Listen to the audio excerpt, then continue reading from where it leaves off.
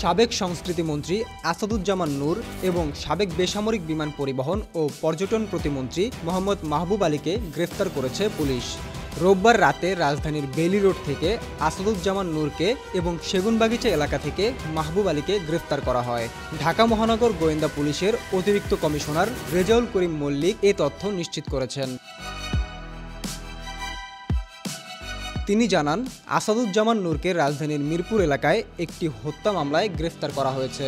সোমবার তাকে আদালতে তোলা হবে। আর মাহবুব আলীকে যাত্রাবাড়ি থানায় করা একটি মামলায় গ্রেফতার করে ডিবি হেফাজতে নেওয়া হয়েছে। তাকে জিজ্ঞাসাবাদের জন্য রিমান্ড চেয়ে আদালতে পাঠানো হবে। আসাদুজ্জামান নূর 2008 সালে, 2014 সালে, 2018 সালে ও 2024 সালের নির্বাচনে আওয়ামী লীগ থেকে মনোনয়ন নিয়ে নীলফামারী 2 আসন থেকে সংসদ সদস্য নির্বাচিত হন। রাজনীতির পাশাপাশি তিনি একজন খ্যাতিমান অভিনেতা। তিনি 110টিরও বেশি টেলিভিশন চলচ্চিত্র ও ধারাবাহিকে অভিনয় করেছেন। সংস্কৃতিতে অবদানের জন্য 2018 সালে তিনি স্বাধীনতা পুরস্কার পান। মোহাম্মদ আলিফ মিয়া, দ্য মেট্রো টিভি।